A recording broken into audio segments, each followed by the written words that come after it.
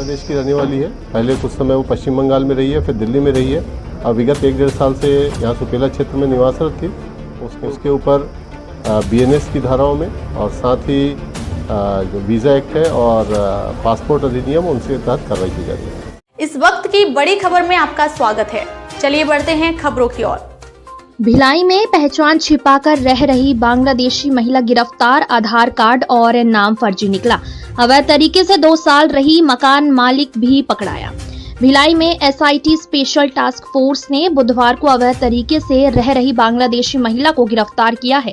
पिछले 2 साल से वह पहचान छिपाकर किराए के मकान पर रह रही थी। पुलिस वेरिफिकेशन नहीं कराने पर मकान मालिक को भी पकड़ा गया है। जांच में महिला का आधार कार्ड और नाम फर्जी पाया गया है।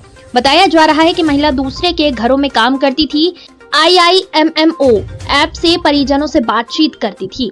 इस ऐप की विशेषता है, इसमें नंबर डिस्प्ले नहीं होते हैं। यहाँ से कमाए पैसों को अपने परिचित के जरिए परिवार को बांग्लादेश भेजती थी। यह मामला सुपेला थाना इलाके का है।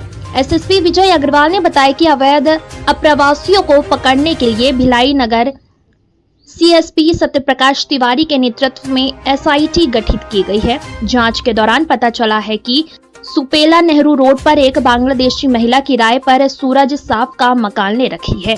जब उसने दस्तावेज का इस्तेमाल शासकीय अस्पताल में इलाज के लिए किया तब पुलिस अलर्ट हुई। महिला से पूछताछ में पता चला कि उसका असली नाम पन्ना बीबी है, लेकिन भिलाई में अंजलि सिंह उर्फ काकोली घोष के नाम से रह रही थी।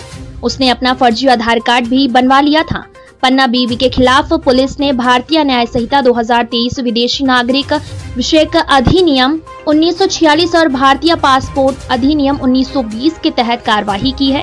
पुलिस ने उसे किराए से देने वाले मकान मालिक सूरज साफ को भी गिरफ्तार कर जेल भेज दिया है। थाना सुपेला अंतर्गत जानकारी प्राप्त हुई थी कि एक महिला है जो अवैध अप्रवासी है और अपनी आइडेंटिटी छिपाकर रह रही है। और सूचना पर से STF एक्टिवेट हुई और उन्होंने तथ्यों की तस्दीक की और उसके आधार पर एक महिला को गिरफ्तार किया। जो महिला मूलतः बांग्लादेश की रहने वाली है। पहले कुछ समय वो पश्चिम बंगाल में रही है, फिर दिल्ली में रही है। अब विगत 1-1.5 साल से यहाँ सुपेला क्षेत्र में निवासरत थी। उसके ऊपर BNS की धाराओं में और साथ ही जो वीज़ा एक्ट है और पासपोर्ट अधिनियम उनके तहत कार्रवाई की जा रही है। कैसे पता चला सर कि वो बांग्लादेश से आई? सूचना प्राप्त हुई थी और तस्दीक करने पे वो सूचना सही निकली और लिहाजा STF द्वारा कार्रवाई की गई। परिवार से कैसे कांटेक्ट करती थी बांग्लादेश में, कैसे पता चल रहा पैसे भेजती? बांग्लादेश में वो एक IMO ऐप है, उसके जरिए वो बातचीत करती थी। IMO ऐप की एक विशेषता है कि उसमें नंबर डिस्प्ले नहीं होते, नाम से ही आता है।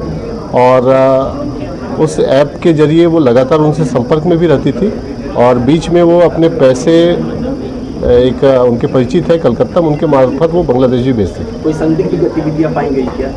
अभी तक जो जानकारी मिली है, ये रायपुर में घर में काम करती थी और उस चीज़ की तस्दीक की जानी शेष है। सर 2 साल से सुपेला में रह रही थी, जैसा कि आपने भी जिक्र किया, तो क्या माना जाए 2 साल से रह रही थी, कहीं ना कहीं कमजोरी सामने आ रही पुलिस की? इसको कमजोरी के बजाय पुलिस की सतर्कता करना ज़्यादा उचित रहेगा। और एक व्यक्ति जिसके विषय में जानकारी मिली, पुलिस तह तक जाके उसकी जानकारी हासिल करके कार्रवाई की है। और यदि इसकी सुपरफिशियली जांच की जाएगी तो ये संभव नहीं कि पकड़ में आए। तह तक जाने की वजह से ये पकड़ में आए। इसके परिचय के और भी लोग हैं कि भारत में कहीं? अभी तक इसके CDR का जो विश्लेषण है उसमें कुछ चीज़ें आई है और उस पर भी काम कर रही है। यहाँ पे किन-किन लोगों से मदद लेती थी या करती थी? ये विवेचना का विषय है, इस पर बहुत ज़्यादा बताना उचित नहीं होगा। सर एक चाकूबाजी हुई है सर।